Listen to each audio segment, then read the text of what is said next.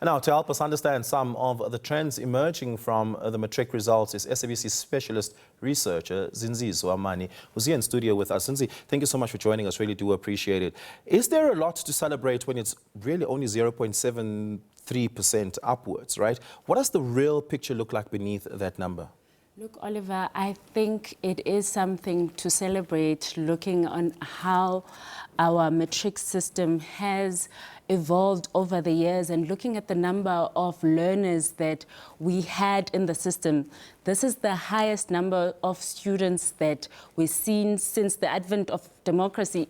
Actually, even before that, we had almost 1 million students who sat down. When we think about part-time and full-time, part-time, around 765 learners sat and wrote, and this is full-time. Then part-time, just over 100,000.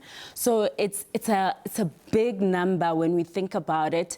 And I personally didn't expect much of a difference from last year's results, because last year, if you remember, it was a big step from the previous year, which was almost 5% increase, and this year it's just... And that was a discrepancy really caused by COVID years. Yes. So I do think that our system has come to a point. Speaking to some of the analysts there, I was at the Matric Results announcement. They were talking about, it speaks to a system that has matured, basically. And even when we see an increase in our pass rate in the future, we mustn't expect a whole lot more, because there's so many students that are in the system already. Yes. Let's talk about the one thing that's particularly outstanding here, and that's Kwazulu-Natal. Yes. A province with a largely rural area, a province that not too many years ago wasn't particularly well performing. It's done well in the last 5 years, where it's been hovering around 3rd place, 4th place, 2nd place, if you've been tracking its performance over the last couple of years. But this is a province that's now made the leap, and it's past 90%. That means, and I want to put it in context, because 90% sounds like a number, but if we personalize it, it sounds more real. Only 1 in every 10 learners in the province who set for matric exams failed it. Only 1 in 10, yes. which is a staggering way of perceiving it. What is the KwaZulu-Natal story? It's quite impressive, you know, and when you look at it and you zoom in, KwaZulu-Natal also had some of the top districts that perform very well. And these are some of the rural districts, like Umkhanyakude, in Umlazi, Ugu, and then Pinetown. The province has invested in its rural population. Over the years, we've seen more camps. They've invested in that.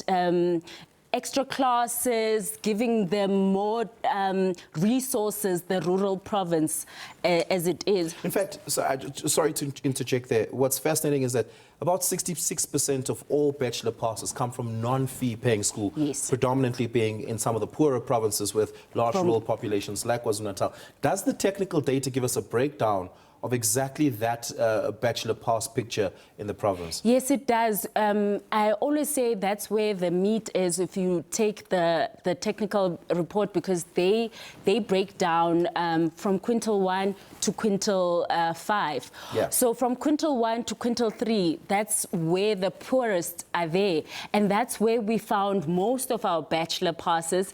And then quintile 4 to 5, these are the more affluent areas. So we've seen an increase in that, and that has been consistently happening in the past 2-3 years, and we've seen it grow again this year. Even last year we had seen some of this growth, so I'm happy to see that. What are some of the worrying trends that emerged in some of the data that you've looked at? Look, for me, I think it's quite impressive that most of the provinces did achieve over 80% first and foremost.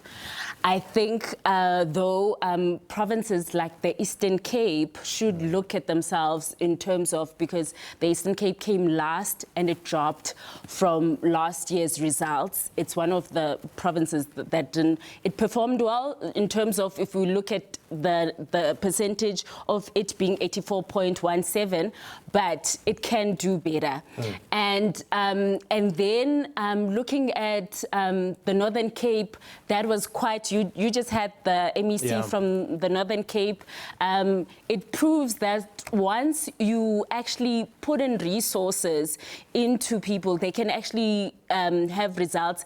But the Eastern Cape did face some challenges this year. There were floods there, and then there's been issues that we've been talking about in the news in terms of shortages of teachers. The Eastern Cape has been affected by some of that. So, and it's also a rural province where information sometimes is very far apart, unlike more urban areas. So it does suffer from that.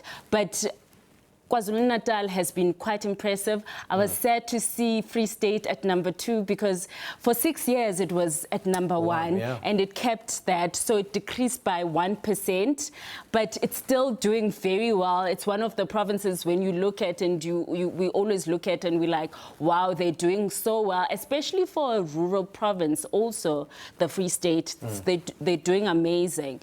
And obviously Gauteng being number 3. I think one of the things that were highlighted as a worry that was in between leading up to the exams was the matric breach that had happened. And even at the technical briefing, Mr. Mweli Matanzima did touch on that, and also had relayed some of the concerns around group cheating, which was an issue. But I think overall, Umalusi had approved and said the results are of standard, and so the matric class of 2025 has done very well when we look at them. Look, one figure that stands out for me, and I do want to leave it here, is that the provinces are becoming closer to each other in terms of performance. The standard deviation this year is at around 6%, just about, whereas you've had previous years where the lowest performing province, for instance, would have reached 66% and the best performing 88%. And that would have been a wide gap. But the gap really is a lot smaller now, which means that nationally it's trending in a very similar direction, in a concentrated way. But we're going to have to leave it there. Thank you so much for your time, your insights, and combing through those numbers for us. Really do appreciate it. Zinziswa Mani is a specialist researcher at SABC News. We're going to take a break. We'll continue on the other side of this.